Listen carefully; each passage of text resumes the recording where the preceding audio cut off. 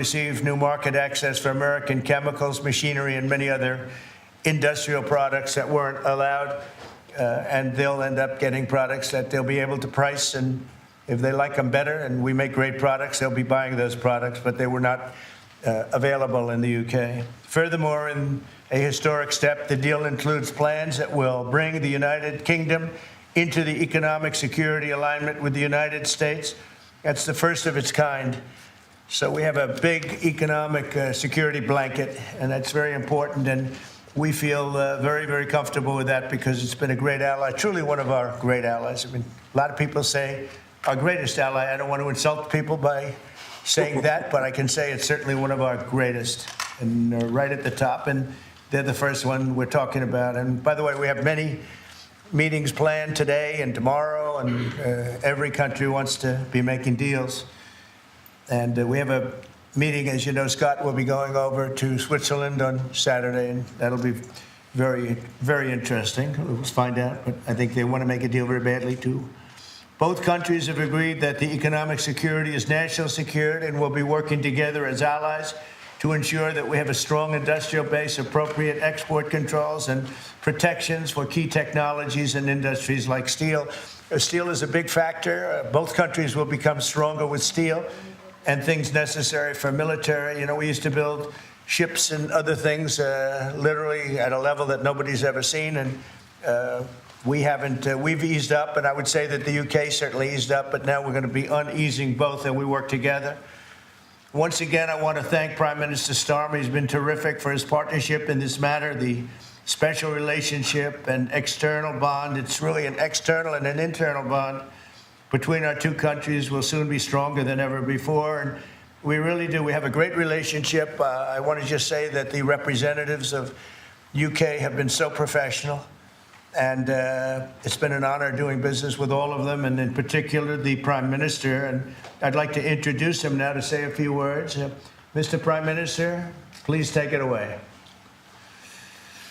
Thank you, Mr. President, Donald. And this is a really fantastic, historic day in which we can announce this deal between our two great countries. And I think it's a real tribute to the history that we have of working so closely together. Can I pay tribute, Donald, to your negotiating team as well, particularly yes, Howard and Jameson, who've done an incredible job, a very professional job, and my team as well. Two negotiating teams have worked at pace now for a number of weeks to bring in this deal today. Really important deal. This is going to boost trade between and across our countries. It's going to not only protect jobs but create jobs, opening market access. And as you say, Donald, the timing couldn't be more apt, because not only was it 80 years ago today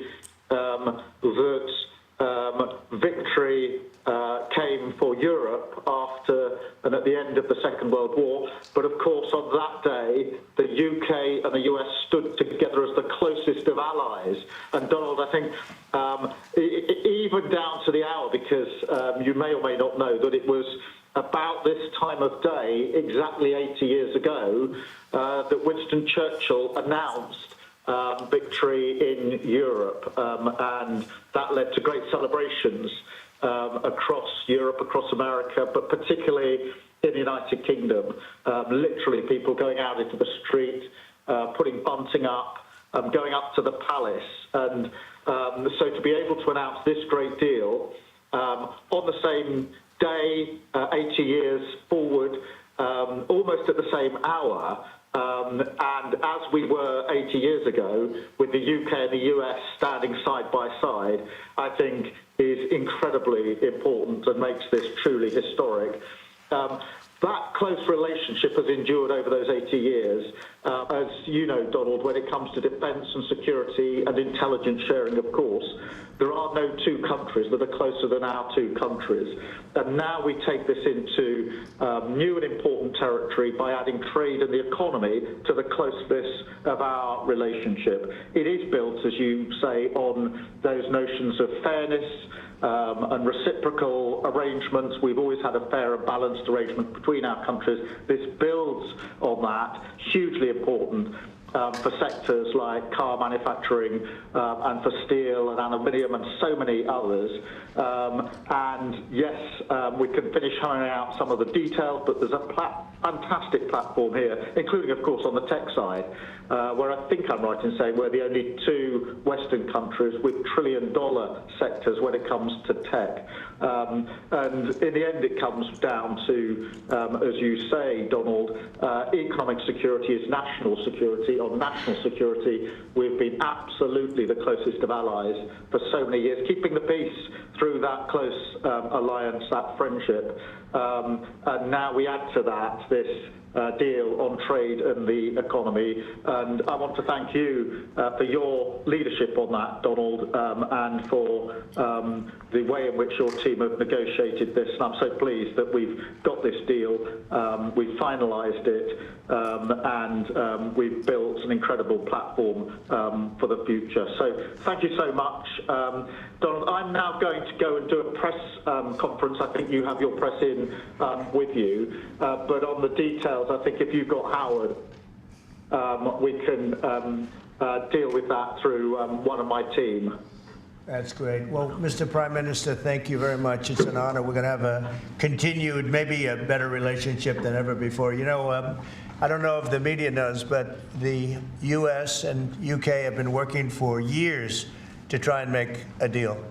And it never quite got there. Yeah. It did with this Prime Minister. So I want to just congratulate you. Well, with this President, this Prime Minister, we've managed to achieve what many people have tried to achieve for many years. That's right. And I'm really pleased, and it feels completely historic and on a special 80-year anniversary as well. So, Donald, thank you so much. It's really good to have got this deal over the line. Tribute to both teams, tribute to our countries, and tribute to your leadership. Thank you. Well, it really is a great thing. And you go do your press conference, and I'll see you soon. Maybe speak to you later. But thank you very much. And an incredible thing. I can't tell you that for so many years, even as I sat, everybody talked and talked and talked about a deal with, it just seemed like a natural deal, but it was not done. But now it was done with us. So I feel very proud to have been a part of it. Keir, thank you very much. Thanks, Donald, and we'll speak again soon. Very good. So long. Bye.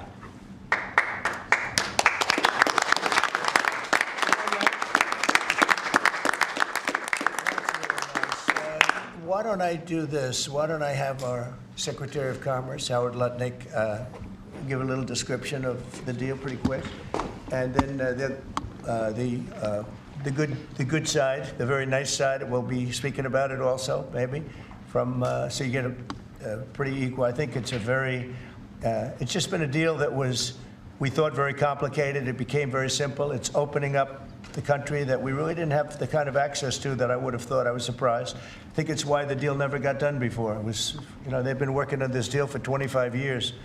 And we got it done, and we got it done. Really, it's going to be great for both countries. So, Howard, if you could go, and then somebody else, you may have, you'll pick whoever you want who'd like to do it. I have a feeling you're going to do it, right? So you guys go ahead, and then we'll take questions right after that. But I think you'll get a pretty good understanding of how big it is. It's a very large deal, very big deal. And Howard, go ahead. So the UK is the 6th largest economy in the world and the 4th largest that we export to, right? So it's a huge market, a top 10 market. If you remember Liberation Day, they were at 10% because we have balanced trade with the UK, right? They say they have a surplus, but of course that counts gold bullion, which is, so let's just call it balanced trade. So how do you open up a market in balanced trade? People think it's impossible. They've always thought it was impossible until President Trump came on the scene and changed the way things work. So here's what we've got. We've opened up new market access, ethanol, beef, machinery, all the agricultural products. They've agreed to open their markets, and that will add $5 billion of opportunity to American exporters. So the question is, why would they do that now? Because they've never done it before. And we still have our 10% tariff on, which will produce $6 billion of revenue for the United States. So the idea was, how do they keep their jobs, protect their economy, and do the best for their people while opening the market? All right, you're watching the President of the United States and some of his advisors, including the Vice President of the United States, J.D. Vance, and the Commerce Secretary, Howard Lutnick, describing the agreement that the President just unveiled with the United Kingdom in what he called a Liberation Day last month. I want to bring in CBS News Money Watch correspondent Kelly O'Grady to talk more about this. So there was something very key, Kelly, because although we did not see Prime Minister Keir Starmer of the United Kingdom, he was on the phone to President Trump, which might be the first time I've ever seen a president put another world leader on a speakerphone. I could be wrong about that, but at least in front of the cameras. But there was something that was important about what was discussed during this announcement, Kelly. Well, it's the modern day, Vlad, right? We just get on speakerphone now when we're doing trade deals. Yeah, you and I were actually just texting about this for viewers. I mean, there was a statement that the UK Prime Minister said. He said economic security is national security. And I highlight that because I think that is going to be a theme of these trade deals, because there's, a question here of, wow, these are our allies, and it's so important for us to have trade and access for our businesses, but also consumers to goods that are coming from other countries. But the national security piece, the U.S. being such a big protector on the world stage, I think that was underscored in that comment from the Prime Minister, and will likely play a little bit of a bargaining chip in future trade negotiations, Vlad. So let's see if we can, Kelly, while we're talking, put up the market numbers and see how the stock market is doing. And let's talk about what this could potentially mean for those of us here at home, specifically American consumers. So the market's sort of relatively unchanged from when you and I spoke earlier at the top of the hour, Kelly. I know that this is good news, but it is, again, the United Kingdom, the special relationship that we've had with the UK remains intact. It's interesting to hear Howard Lutnick talking about beef that is going to go. I don't recall the United Kingdom agreeing to take in American beef. The UK and the rest of Europe have always had problems with the kind of beef that we sell, the kind of beef that we consume, which is full of steroids and other things that they don't want in the UK. But Lutnick seems to indicate that may change. What are you hearing about how consumers are going to feel or not feel the effects of this announcement? Yeah, I'm looking at the markets too, Vlad. I'll just underscore a point that you make. We're actually pulling back a little bit from where we were earlier today. I mean, again, we weren't up significantly, but just a little bit. On the consumer front, I mean, the conversation is ongoing, so maybe there have been details that I haven't heard, but the sort of headline was very vague, right? We're doing a deal, but there weren't a lot of specifics. I think the thing that stood out to me, though, is that businesses in the U.S. may benefit from this. You were just mentioning beef, but I have a few notes here. I wrote down billions for increased markets access for American exports, so especially agriculture. And Howard Lutnick, the Commerce Secretary, mentioned ethanol. So this is something that, corn and whatnot is a big ingredient into ethanol. That's something that I know from talking to farmers. They have been seeking more access to international markets. So the consumer front, it's hard to tell about where these tariffs stand. Again, this is an ongoing discussion right now where this news is breaking, but it does seem that U.S. businesses will have more access to markets in the U.S. than they've had before. All right, Kelly, thank you very much, my friend. We are going to head back to the Oval Office. Kelly will also be watching, as will our partners in San Francisco, who will pick up the coverage after that press conference that the president hinted at. Stick around for that. I mean, the UK negotiators, we've got one right here, did an incredible job, right? This is why you win wars, right? When you act like this, and the ambassador, he knows more about trade than a lot of us here, based on his background. And I would say on this deal, Mr. President, what we've shown is that it is time to change the way we do trade. People said we couldn't do a global tariff. We did a global tariff. They said no one would want to deal with us. People want a deal. They said no one give offers. You saw that stack of offers I showed you yesterday of all those countries. Said we wouldn't get deals, and here we are with a deal with the 6th largest economy. We've agreed to have fair and reciprocal trade, and we've done it in record time. Thank you very much, sir. Great job. Thank you, sir. Mr. Ambassador, please. Well, Mr. President, thank you very much indeed in hosting us this morning. And thank you very much indeed also for that very typical 11th hour intervention by you with your phone call to the President, demanding even more out of this deal than any of us expected. So thank you for that. The Prime Minister was delighted, obviously, to take that call late at night. But you took it to another level, and I think the point I would make is twofold. One is that if we're going to rebalance and rebuild international trade in a way that serves all our interests, then we're better doing that together than separately and apart, and that's what we're on a mission to do. But secondly, you've done what you said you would do. You said to the Prime Minister when he came and we visited in the Oval that you would do a good trade deal with the United Kingdom, that you would do it at pace, and that we would be first. And you have delivered that. You've been true to your word. So thank you very much indeed for that. For us, it's not the end. It's it's the end just of the beginning. I mean, there is yet more we can do in reducing tariffs and trade barriers so as to open up our markets to each other even more than we're agreeing to do today. But it also provides us with the platform, the springboard, to do what I think will be even more valuable for both our countries in the future, and that's creating a technology partnership between the United States and the United Kingdom so that we can harness science and technology in order to create future industries and future jobs, and to do that together in the way we work so closely already in the national security and defence area. We can just take that to yet further areas of science, enterprise and endeavour. So we're looking forward to doing that in the coming months. You've launched us extremely well today. It just, in my view, as the Prime Minister has said, just shows what two countries who trust each other, who are confident in each other and are familiar with each other can do, not just for ourselves, but for the rest of the world who need to benefit from a bigger and better international trading system. Thank you very much. It was beautifully stated. What a beautiful accent. I'd like to have that accent. Thank you. My mother would be proud. Thank you very much. Any questions? James Matthews from Sky News. Yes. Can I ask, why Britain and why now? And you've described this deal as a full and comprehensive deal, and yet we've just heard from Mr. Mantle said it's the end of the beginning. Clearly, there's much more work still to do. Yeah. With respect, are you overstating the reach and significance of this deal? Because you're a president who needs a result at a difficult time.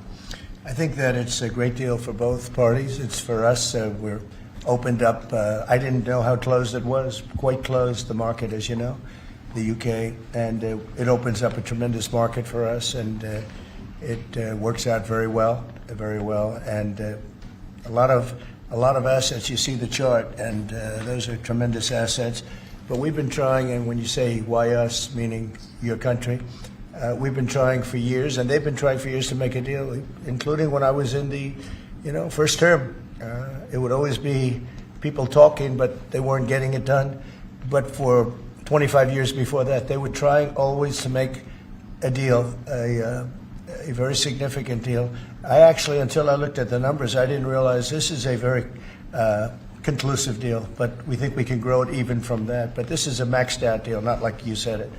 You said it really incorrectly. This is a maxed out deal that we're going to make bigger, and we make it bigger through growth.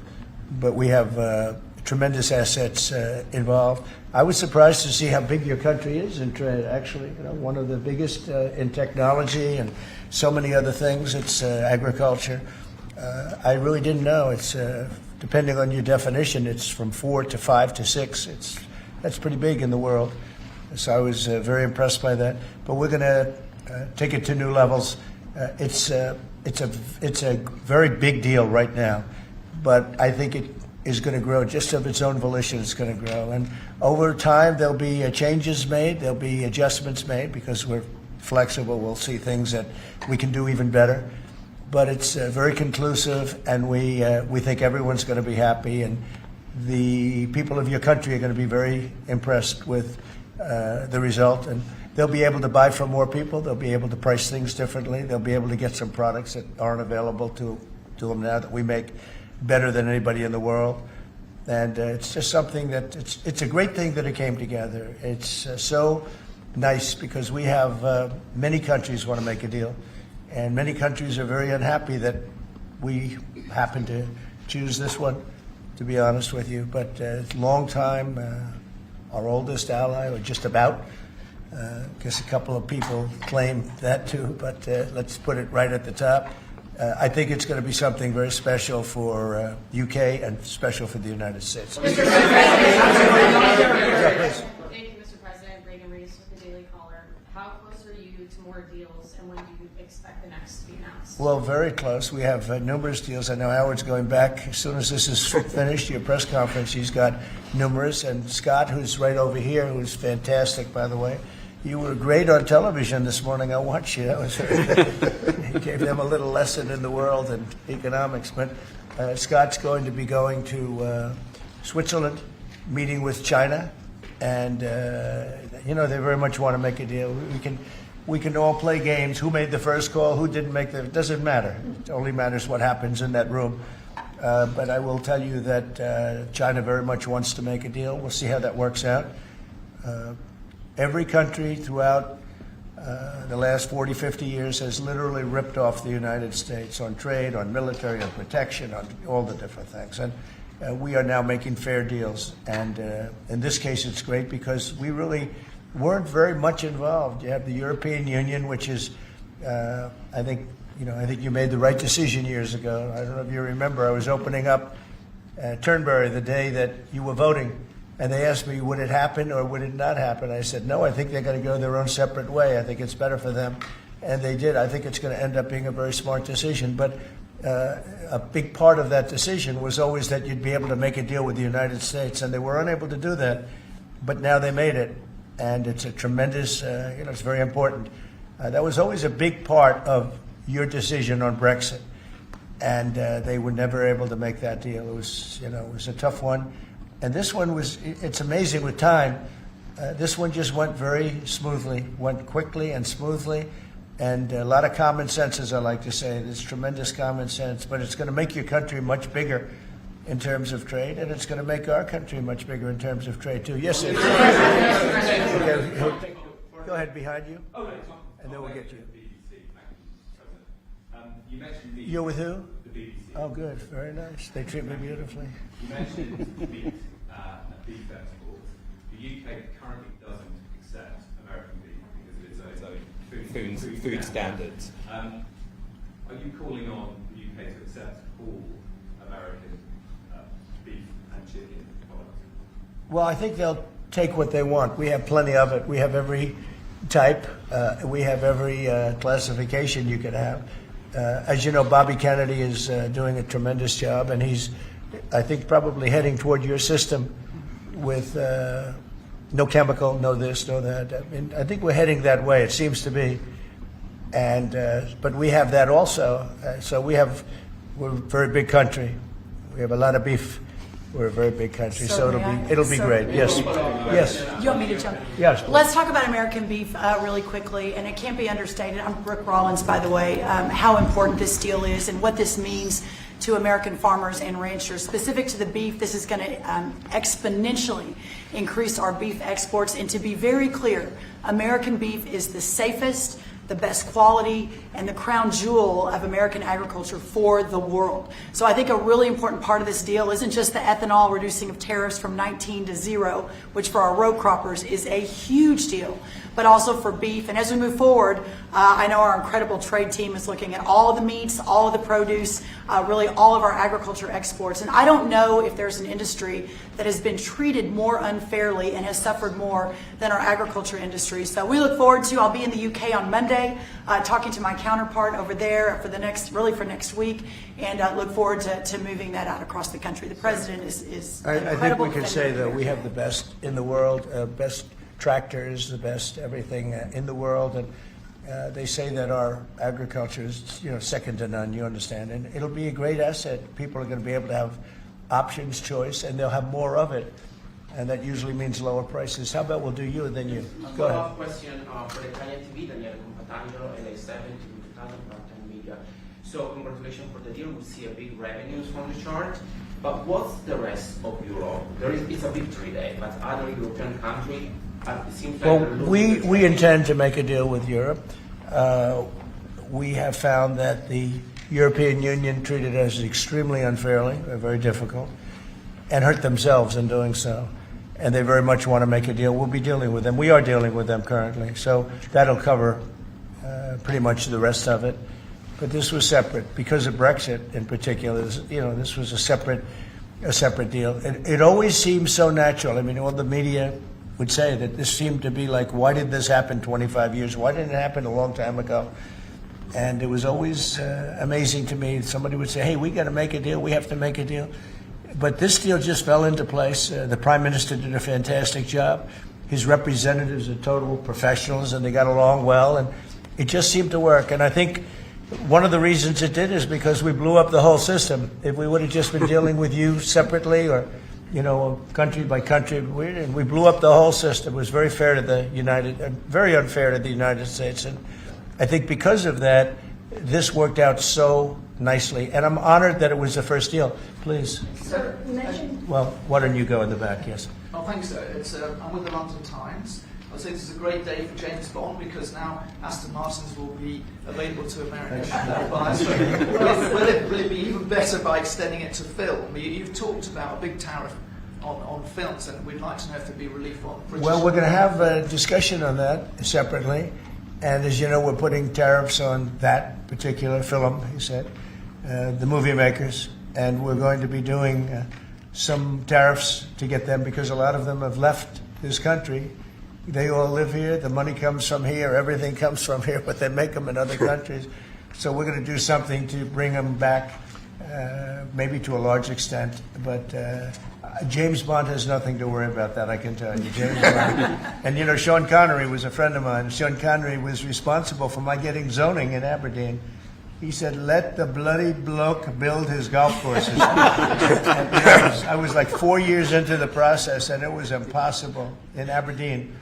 And he just stood up one day and he said that. As soon as he said that, I got the approvals in about 2 minutes. So he was a great guy, Sean Connery, and great character. Back there later in the year? Are you going to Scotland and to yeah, I will be, sure. It's great. We have a lot of investment over there. We have Turnberry, Aberdeen. We have, as you know, in Doonbeg in Ireland, right on the ocean. They're all on the ocean. I only have interest if they're on the ocean. And we have good investments over there. It's been beautiful. Yes? Mr. President, if the talks go well this weekend between Secretary Bessent and Ambassador Greer with their Chinese counterparts, not preemptively, but if the talks go well, would you then consider lowering the tariff rate on China? Well, it could be. I mean, we're going to see. Right now, you can't get any higher. It's at 145, so we know it's coming down. I think we're going to have a very good relationship. I always got along very well with President Xi. That relationship was greatly disturbed by COVID when COVID came in, but we get along very well now. I mean, the relationship was hurt with a lot of people, a lot of countries when COVID came in. But I think we're going to have a very good relationship. I expect to have a very good relationship with China, Scott. I think it's a very friendly meeting. They look forward to doing it in an elegant way. China, as you know, has a tremendous trade surplus with us, and we just can't have that. But I think it's going to be very good for both countries. I would like to see China opened. One of the big things here is, and nobody would know this, but the UK was largely closed. It was very much closed to trade, and now it's opened. And a lot of the financial reporters are very happy about that because so much. I listened to them. I hope they get countries opened up. And then you compete on a fair basis, but you can't compete when you're not allowed to go there. China would be the number one example of that. It's very closed. We almost had it last time before COVID, and that didn't work out. But we made a great deal with China. They had to buy $50 billion worth of our food products, and it was a great deal, doing very well for our farmers. And then when Biden came in, as usual, nothing happened. He didn't enforce it. and it got less, and ultimately, destroyed a great deal. That was a great deal. But no, I think that we're going to have a good weekend with China. I think they have a lot to gain. I do think they have far more to gain than we do in a sense, but we're going to have I think we're going to have a very, very good weekend. Will you speak to Xi after the weekend talks? I might, yeah, sure, depending on what Scott says. We Scott is doing certain countries, and Howard's doing certain countries. I mean, I wish I had like 10 more of each. Then we could do them all at one time. But there will be a time we'll do a number of them, and then there'll be a time. I think I can say this, Scott and Howard, where we're just going to say, because we understand the countries, we understand what they want, where we're just going to make the deal. In other words, we don't need the country involvement because we've already had it. And we'll say this particular country, which had big surpluses, let's say, we had therefore deficits, that this particular country is going to pay a 25% tariff or a 30% or a 50% or 10% or whatever it may be. I think we should explain it now, Howard. One of the things we did here that we'll rarely do is on cars, we took it from 25 to 10 on Rolls-Royce because Rolls-Royce is not going to be built here. I wouldn't even ask them to do that. It's a very special car, and it's a very limited number too. It's not, one of the monster car companies that makes millions of cars. They make a very small number of cars that are super luxury, and that includes Bentley and Jaguar. So we have some very special cars. So in order to help that industry, and that's really, handmade stuff, and they've been doing it for a long time in the same location. And I said, yeah, that would be good. Let's help them out with that one. But that's different than a car company that comes out and makes millions of cars, which they'll be doing in our country. They're going to build, we have many factories, car plants being built or going to be built very soon. I think we can say that we'll be close to $10 trillion of investment. I think we're actually at that number now if you add up some of the ones we haven't heard about yet. I mean, we have some going up right now. They have plants going up, and they haven't even spoken to us. They're doing it because of the tariffs. And tariffs have always been used against us, and I never understood. I used to sit back. As you know, China paid hundreds of billions of dollars in tariffs when I was president. But until then, China never paid anything. And, they really did a big number on us from the standpoint of trade. But we are using tariffs now for our benefit. And we have now close to $10 trillion. Think of that, $10 trillion. If you look at the past administration, and we're talking about over, essentially 2 months, because we could say 3, but it took a little while to get the office in perfect shape, right? It took a little while to get things done. But once we started, when you think of that, close to $10 trillion of investment, you've had years where the United States wouldn't do that wouldn't do $1 trillion in a year, wouldn't do anywhere near $1 trillion. We did $10 trillion in 2 months. So it's amazing what's happening. We're getting calls and that has to do with chips, has to do with cars. We used to make chips. We had Intel, and we used to make chips. We had a monopoly on chips. Everything was made here. And now, over a period of years, because of presidents that didn't know what they were doing, they allowed that business to be stolen from us. Most of it moved to Taiwan. And you probably were in the same position, right? Because you had a lot of the chip-making capacity, but they moved it in. And if we would have said, that's fine, if you want to move it to Taiwan, that's good, but if you want to sell back into the United States, we're going to put a 50% or 100% tariff on, they would have never left. But we had people sitting here that didn't understand that, and it's too bad. But now they're coming back, because I'm saying it about 40 years too late, but they're coming back. As you know, we have the biggest chip makers in the world spending, in one case, $300 billion, in one case, $500 billion. Same as Apple, and in another case, $200 billion, and we're going to have a large share, a very, very substantial share of the chip-making market. You said that this weekend is going to be a friendly visit, but do you expect that it will just be a formality to break the ice, or are they going to get into substantive negotiations? I believe so, yes. I believe it's substantive, yes. I think people like to say, yes, we're having a meeting to meet. Well, we're meeting, so what are we going to do, talk about meeting again? I think it's going to be substantive. I think we can say that, right, Scott? Very substantive. Now, China wants to do something. And look, they have to at this point. You know, essentially, they made $1 trillion a year, and now they have absolutely, no business because of the tariffs. They have no business, and they want to have business, and we want them to have business. We want them to do well. We want them to do very well. So I think it's going to be very substantive. Because business has slowed down, as you mentioned. In China. But we're seeing, as a result, the ports here in the U.S., the traffic has really slowed, and now That's good. thousands of dock workers and truck drivers are worried about their jobs. Yeah, no, that means we lose less money. When I see that means we lose less money. Look, China was making over $1 trillion, 1.1 trillion, in my opinion. Different numbers from 500 billion to $1 trillion or $1 trillion. I think it was 1.1 trillion. And frankly, if we didn't do business, we would have been better off. Okay, you understand that. So when you say it slowed down, that's a good thing, not a bad thing. But we're going to make it so they can. I'd like to say they can do better, actually, in terms of the bottom line. We'd like to see China opened up so we can compete in China and give people something that they've never had. Access to something that'd be great for the world. It would be great for our businesses, and I think it would be great for friendship. I really expect a lot of people think I'm a militant guy. I'm really not. I think that. Trade can bring a greater friendship with China. It can be something good. But, one of the things that I know Scott's going to be talking about very high on the list is open up and let our businesses go into China, because when you talk about a closed country, that's a really closed country. And I think it would be great if it was opened up. It would give people a lot of choice and would create a lot of jobs, a lot of everything. So I think it would be a great thing for China. And that's going to be one of the things we'll be discussing, like we discussed with UK.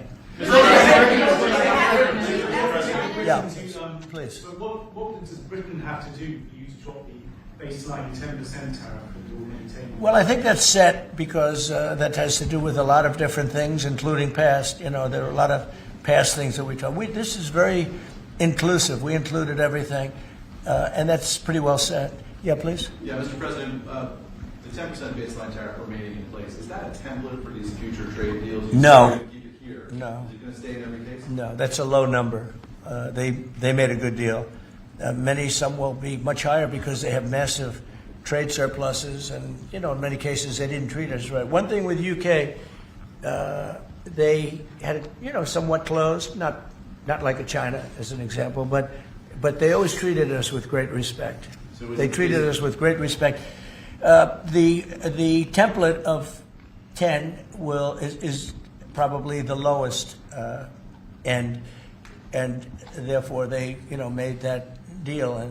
But they we've had just a very special relationship with them. Like, I won't do that deal with cars. I mean, unless somebody shows me that there's another kind of a car that's comparable to a Rolls Royce, then there aren't too many. This is a good commercial for Rolls Royce. They're going to order a lot of cars. Mr. President, I wonder whether you'd like to buy. I mean, well, the last time this happened, I would be happy to suggest a discount, obviously a very modest discount. We have to protect our profit margin. I've had many of them, actually. The last time that happened, I ended up buying a Tesla. Go ahead.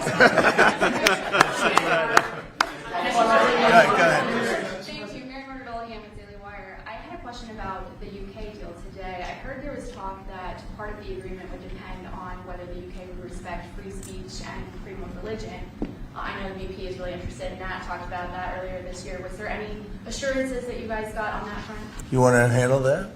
Yeah, that was not part of the conversation. Our conversation was an economic conversation from start to finish, closed by the president yesterday. This was a business deal, open their markets, and also protect their workers, grow our markets, and help our workers. This was about business religion. Business is sort of a semi-religion, but not nearly as important. I don't want to get myself into Go ahead, please. In the back. Go ahead. Mr. President, will you be asking China to help you close, the gap between Ukraine and Russia? I think so. Yeah, I think it's a natural thing to ask. What do you expect? Sure. I don't know. I think we're making good progress. Fighting is a little bit different than it was. I think if we weren't involved, Russia would be, going at it to maybe get the whole thing. And without our involvement, they'd be able to get it, because we supplied a lot of different things foolishly. but we've been sort of paid back by doing the rare earth deal that I talked about before. I think that, no, I think that we will be very much involved in trying to get that bloodbath. It's a bloodbath. It's a horrible situation. 5,000, it's really more than that. But it's 5,000 soldiers on average a week, mostly soldiers, are being killed. Young, beautiful people. I mean, they're being killed. I see the satellite pictures coming back, body parts lying all over fields, heads and arms. It's so terrible. I've never seen anything like it, actually. And if we can get that stopped, that will be a great accomplishment. And we're trying very hard, and I think we're close. And Mr. Witkoff is talking constantly back and forth. He's a real professional. He's got a great relationship with both countries. And I think we have a good chance. And likewise, we're trying to work on Iran to get that solved without having to get into any bombing, as we say, big bombing. I don't want to do that. I want them to work a deal. I want them to be very successful.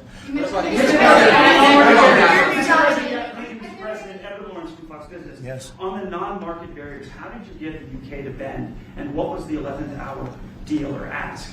Well, I think it was really just a part of the overall. I mean, they have so many things that are so good for them. It's going to be so good for the country. And that was sort of easy. It wasn't, we had non-market, I call it non-market or non-monetary trade barriers. And we had quite a few of them, not nearly as bad as some countries. Some countries have, you know, they have virtually no tariff, but the rest of it is so brutal you can't do business with them, right? So it's a very important question, actually. No, I think the overall deal just worked out very well from their standpoint. They were willing to give that in order to get other things, and you might want to speak to that, Mr. Ambassador. Look, the point about the deal is that we will continue reducing tariffs and non-tariff barriers. This is a continuing picture. It's a movie. It's not a still picture here. It's a movie. Yeah. It continues. And we're both committed to freeing up trade between our countries. We're both committed to freeing up investment between our countries. And the point about this deal is that it provides a very good template and a very good launch pad for what we can continue to do and build on in the future. And that's what we're both determined to do. You know, many of the well, wait a second. That's between us. Many of the we'll keep it confidential. Yeah, how about just one more little thing, right? It got the deal closed, and it was handled very well from the other side too. But many of these things that we're talking about, we've been talking about this for 25 years. It's hard to explain when if you weren't sitting behind this beautiful Resolute desk, you just wouldn't get it. I have been hearing about making a deal with UK for 25 years. Mm-hmm.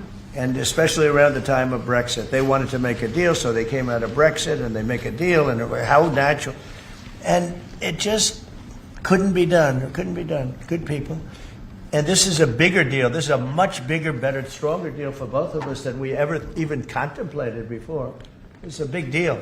Virtually everyone said that it would end in failure, it would end in tears, and it's ended in exactly the opposite. Yeah. But, Mr. President, can I say that that is due to Secretary Lutnick and Ambassador Greer, who've been absolutely fantastic. But right. Yesterday I received a call, a very diplomatic call that just edged things over the line, and that was from your new ambassador in the United Kingdom. Who is terrific. Right? Warren Stevens, he's here. Where is Warren? Right here. Hello, Warren. He's flying to London tomorrow night. He's going to be very popular with the British people. He's going to be a very successful ambassador.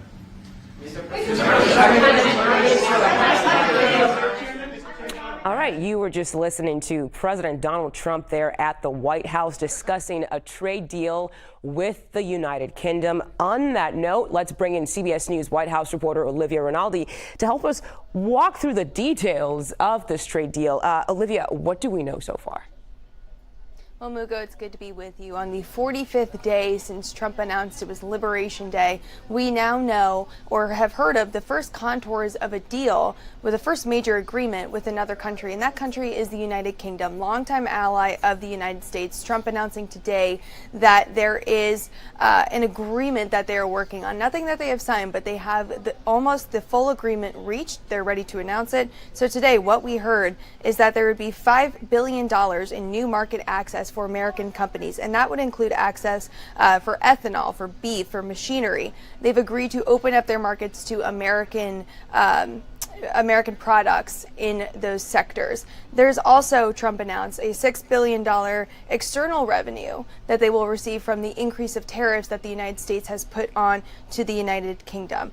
So this is the trade deal that they have worked out. That 10% tariff remains on, but there is greater market access for U.S. products in the United Kingdom. Secretary Howard Lutnick also announced that they will allow Rolls-Royce engines to be sold to Boeing planes here in the United States, and that will happen for free, that those parts will be allowed to sold. Now, that's something that the United Kingdom, it's one of their top exports, I should say, is engines, is particularly Rolls-Royce engines, not only for cars, but as well in planes. And Secretary Lutnick also said there will be a $10 billion purchase today of planes from Boeing from a particular airline in the United Kingdom, but he did not specify exactly what airline it was. We'll leave that up to us to speculate what it could be.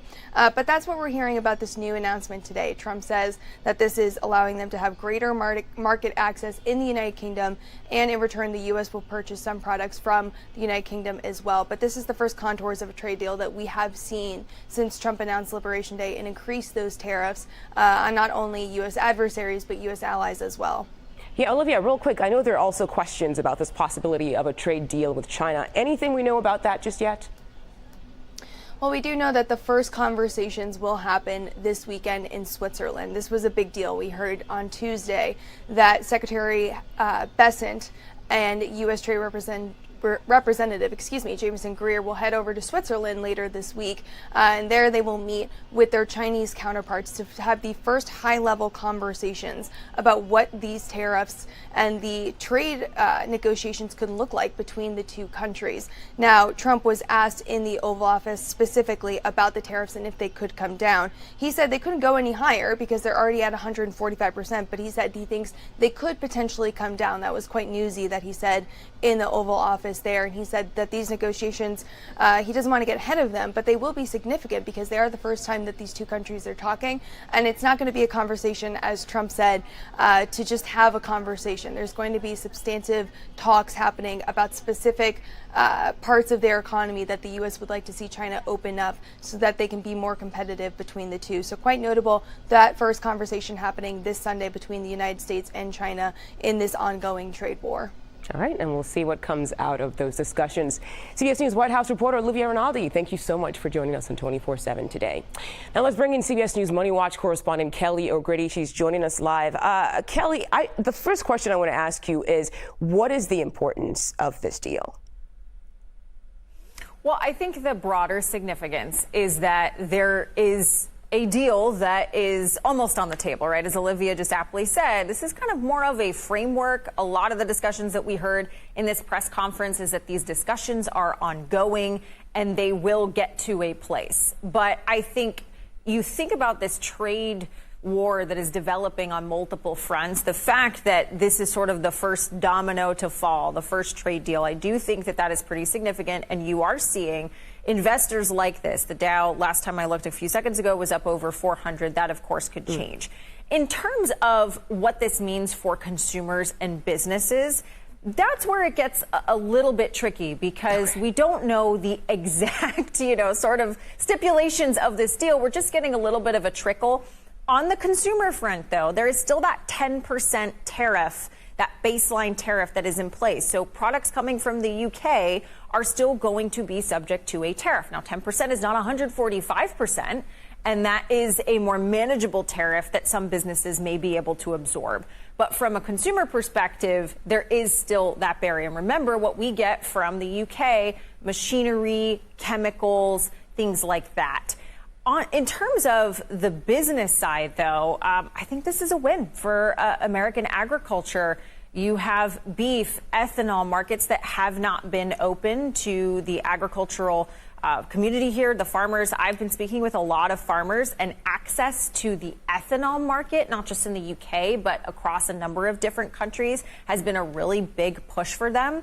And of course, we know that farmers have really been hit hard from retaliatory tariffs from a number of different countries. The other thing that I do want to highlight, car tariffs still remain in place. It is just going from 25% to 10%. So still, again, if you're buying, I don't know about you, Mugo, I'm not buying an Aston Martin or a Rolls Royce, but there's still going to be a tariff on that. And then it also, the steel and aluminum tariff was gone. And that's actually a big win for the UK. Their steel industry has been really struggling of late, and also a win for manufacturers over here, because when you have an increase in business, but you're still paying a tariff on steel and aluminum to bring into the country, that's really tough from a cost perspective. So feels like some wins on either side, but broadly, this does feel more just like a framework, and we'll see where it goes from here. Okay, Kelly O'Grady, thank you so much for your insight. We know President Donald Trump is still taking questions at this hour. Here's one that Arwisha Jang asked him. Let's listen in. Just announced a new nominee for the U.S. Surgeon General who never finished her residency and is not a practicing physician. So can you explain why you picked her to be America's top doctor? Because Bobby thought she was fantastic. She's she's a brilliant woman who went through Stanford, and as I understand it, she basically wanted to be an academic as opposed to a surgeon. I think she graduated first in her class at Stanford. And Bobby really thought she was great. I don't know her. I listened to the recommendation of Bobby. I met her yesterday and once before. She's a very outstanding person, a great academic, actually. So I think she'll be great. Your nominee for U.S. Attorney of D.C. Do you have a backup plan if this Senate? Oh, I do, yeah, but he's a terrific person, and he wasn't getting the support from people that I thought. You know, he's done a very good job. Crime is down 25% in D.C.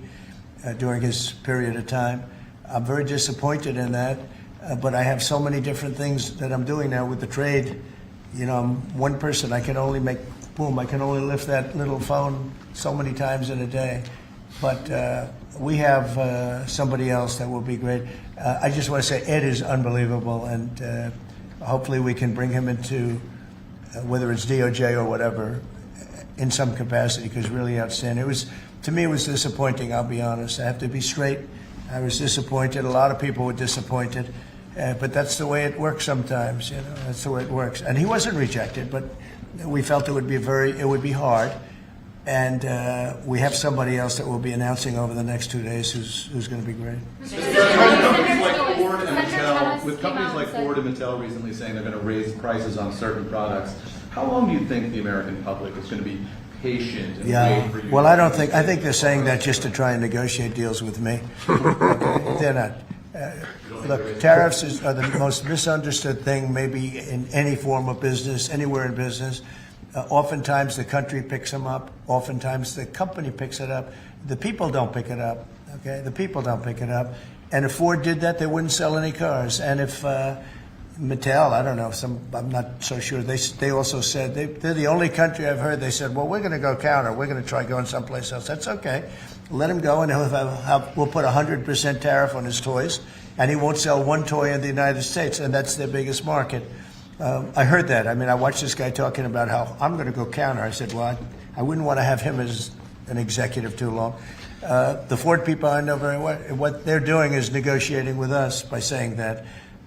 But we don't think that's going to happen. Look, I put out a truth today, and it said that gas is down, gasoline is down, energy is down, groceries are down, eggs are down. I mean, eggs, thank you very much, but eggs are down. When I came in the first week, you guys hit me with eggs. I said, what the hell happened with eggs? Eggs were up like 170% and going up, and they said don't order any for Easter. And we were thinking about ordering plastic eggs like everybody was doing. And Brooke did a fantastic job, agriculture. Brooke did a fantastic job. And we had hundreds of thousands of eggs out here on the lawn just 2 weeks ago at Easter.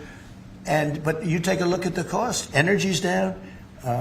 Even interest rates are down. Now, if the chairman of the Fed, Jerome, if he would lower interest rates like China did, like I think UK did, but like numerous other countries have done, it's like jet fuel. It would be great. But he doesn't want to do it. I think he doesn't want to do it. Probably he's not in love with me. I think that's right. It's sort of a crazy reason, but that's the way life is. Anybody in his position would be like jet fuel. But even without that, we're doing well. But remember this, I've watched you people reporting over the last few months that if we do this, prices are going to go through. Well, groceries are down. All of this stuff is down. Lumber is down. Oil is gone to, we have that thing broke 60, right? $60 a barrel. And $1.98, $1.99 in some cases. And heading in that direction. No, I think it's been amazing, actually. And what that's good for, it gives the consumer more money. And it gives them a better life. Because we just came out of the worst inflation, in my opinion, in the history of our country. They say 48 years. But Biden really screwed it up. He screwed up energy. And he also he spent too much money. He was spending it on, Green New Scam. And that's like throwing the money. See that beautiful window behind? Take money, throw it right out that window. Because it's the same thing. He spent $10 trillion. He wasted it. Not only was it bad, it was a negative. It wasn't even like it helped a little bit. It was a real negative. And then on top of it, they let 21 million people into our country without any identification, anything. Just let them in. It's very, very sad. Well, we'll do one or two more. $1.99 gas. Violence in India and Pakistan. Go ahead. Who are you with? I'm with the Daily Telegraph. You know me from I do. How concerned are you about the UK's reliance on China?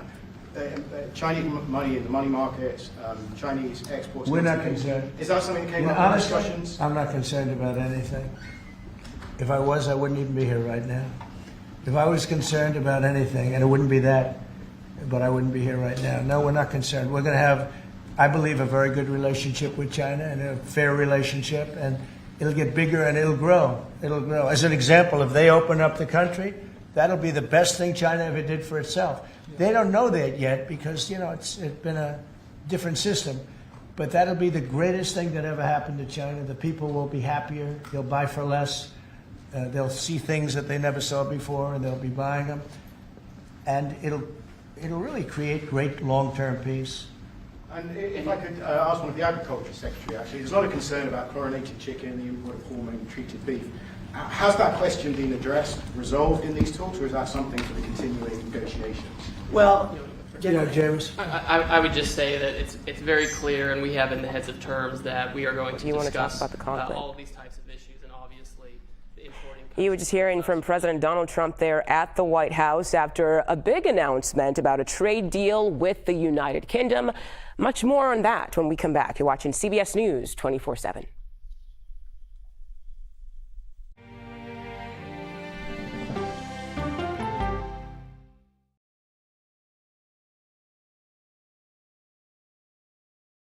Can see clearly now. Clearly, CBS Mornings. Weekdays on CBS. Yeah! Tony, coming? No, I'm going to stick around for an hour. Hey! CBS Mornings Plus with Adriana Diaz and Tony DeCopel, right after CBS Mornings. It's just like mornings. Plus fun. Oh, yeah, it's gonna be a bright, sunshiny day.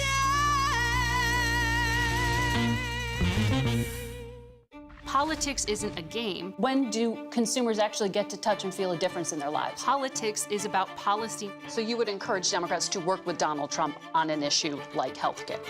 I'm a voracious consumer of information, and I'm impatient. I don't like to be spun. Do you know if there are active terror cells in the United States right now? To be moderator of Face the Nation means bringing the most powerful stakeholders to the table to become better informed.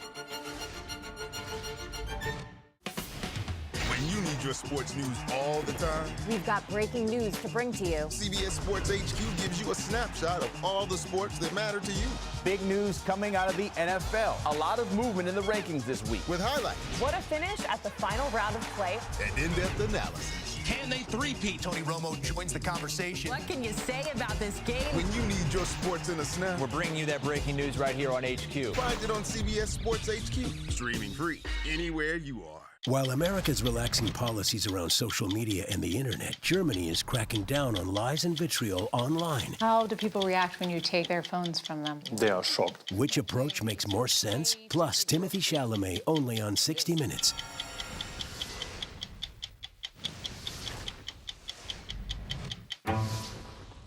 Don't miss true crime anytime you want, anywhere you go with the 48 Hours podcast. Real crimes. Like a John Grisham novel come to life. Real lives. He pointed a gun to me and said, "This is the day you die." And he shot me. Real justice. There's some questions that have to be asked and need to be answered. I'm an innocent man, and I hope the whole world can see it now. Catch the latest episodes. Listen to 48 Hours on Apple Podcasts.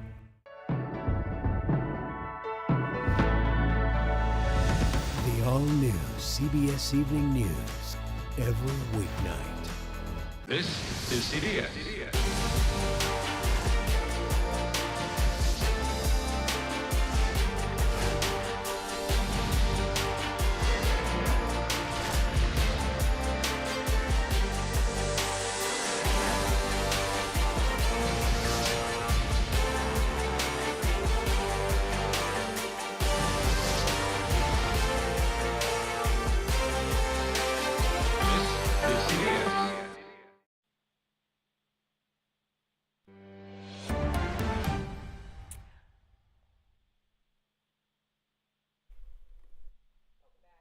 News 24/7. We heard President Donald Trump at the White House just a few moments ago talking about a trade deal with the United Kingdom. We'll have much more on that throughout the show. But for now, let's go to Southern California, where two juveniles turned themselves in after a stabbing outside Santa High School. A 14-year-old died and two others were hurt in that incident. School officials said it happened Wednesday afternoon as students were leaving classes. Then an altercation broke out among several people.